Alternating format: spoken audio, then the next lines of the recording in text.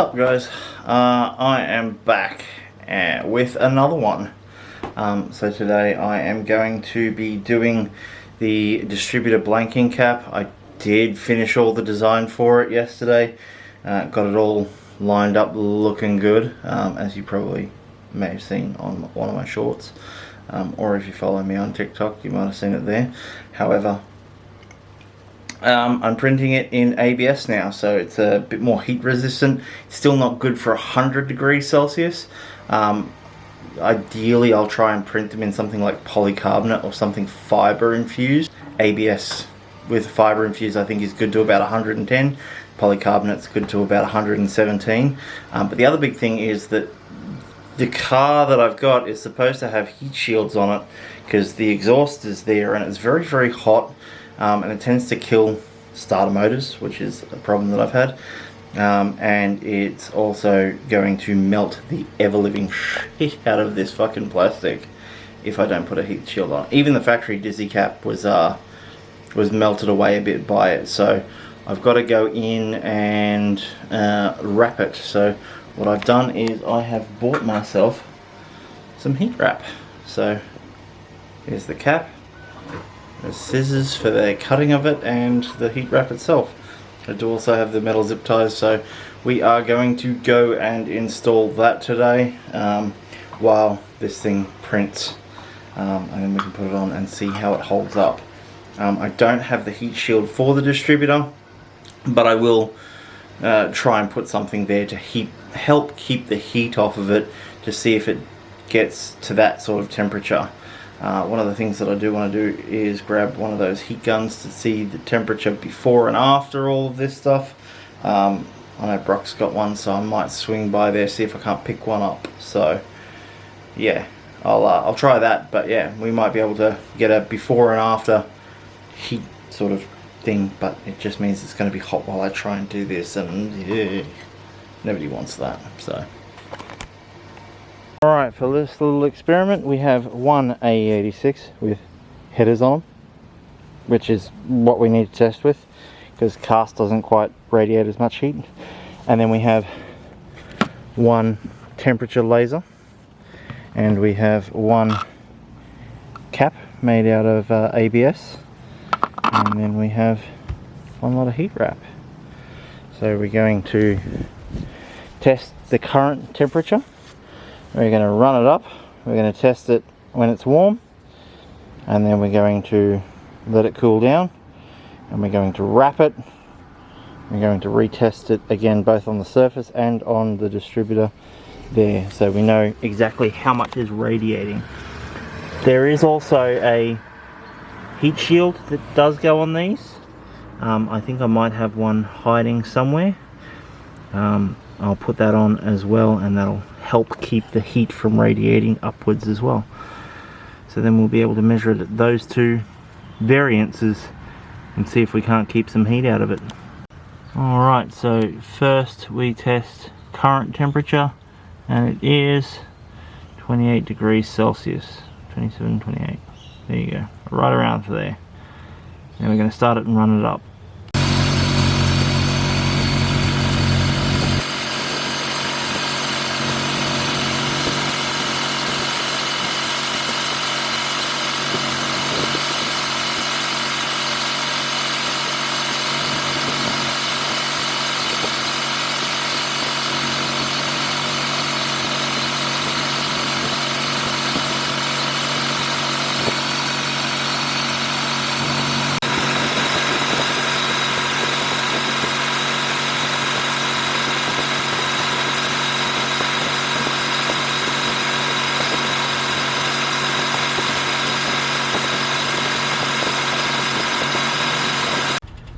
Alright, so our car is up to operating temperature, which means our exhaust is up to operating temperature, which means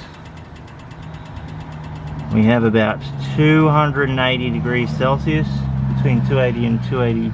Oh, it just went up to 290, so about that sort of a temperature, right about there. And then on our distributor on the bottom side of it, we're at about 105 degrees Celsius. right there where it touches where the thing would be. You're about that 240. So we're going to try to keep the heat off of that, because that's where it's getting hot. And the PLA doesn't like it, so let's try it with something a bit more heat resistant. And we're also going to try it with wrapping those. I want to try to get them down to about 100 degrees Celsius. Alright, well, I got 2 done. Wanted to get them all done, however the Carbuilder's metal zip ties are ass and I don't have any extra ones laying around. So we are sitting at 27 degrees Celsius there, and 29 there, 43 on that, 41 there, 31 in there. So we'll start it up and we'll have a look at how it raises in temp.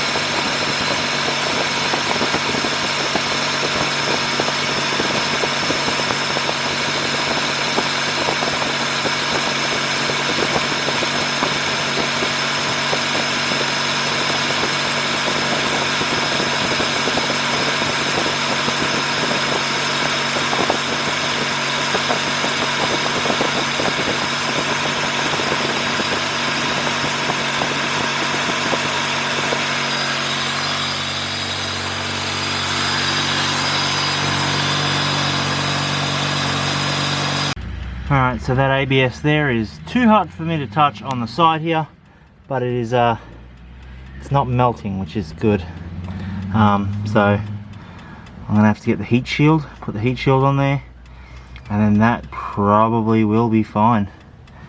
Again, I still want to make polycarb or something like that, something that's more heat resistant, because this is good to do about 100 degrees Celsius. So yeah, if I can get that heat shield on there, it should sort itself out nicely. But yeah, that's still holding firm. The PLA just sort of like went real squishy. So I've had it running for a bit. I'll turn it back on now and get it back up to temp.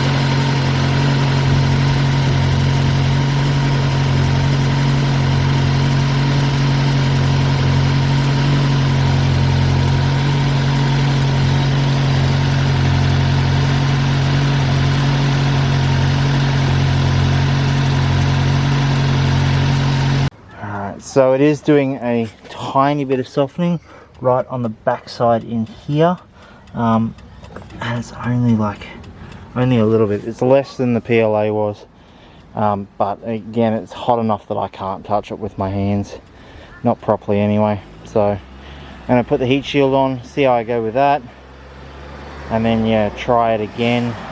That heat shield is on this side because these exhausts do tend to get a bit hot. So if I can get that on there and have a look, we might be good with this ABS stuff. The only thing I don't like about the ABS stuff is that it gets stank when it fucking prints. So I might have to print this stuff out in the shed or somewhere, because yeah, it's just feral. Alright, now for the three of you that go, well, if it's starting to get soft there, then you're using the wrong plastic. I would like to point out that this is the factory heat shield. This sits right there, like so. because that spot just gets hot. Now, if you think that's whatever, because, you know, Toyota had the Dizzy caps there and people had the heat shields off, let me show you what happens to a Dizzy cap from factory without the heat shield on there. Look at that. That is in that exact same spot where the other one's getting warm. You can see on the inside it's melted the whole way through. It is absolutely cooked. Part of the reason that prompted this, but yeah, I will put the heat shield on there and maybe try and print that with more like 100% infill. It'll be a bit heavier, it'll take a bit longer, however it should also absorb some of the heat like this one did. Now, yeah, just to put that on and give it another crack. Alright, so heat shield is on. Let's see what kind of a result we get from this, but hopefully it's a good one.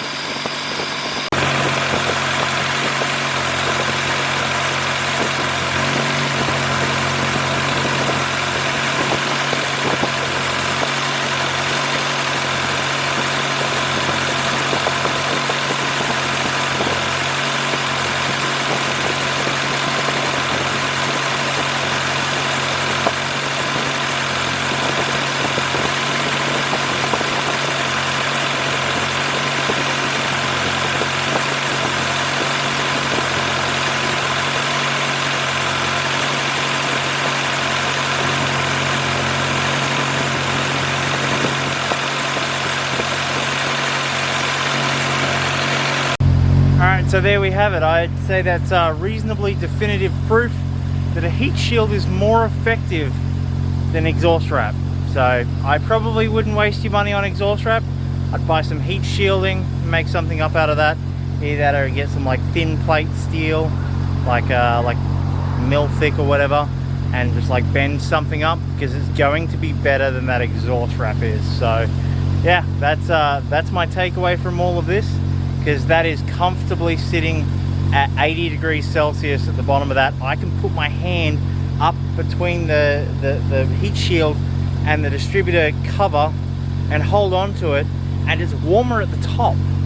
It's warmer at the top, so you know, I don't know what to say. Don't waste your time on exhaust wrap. That's my takeaway.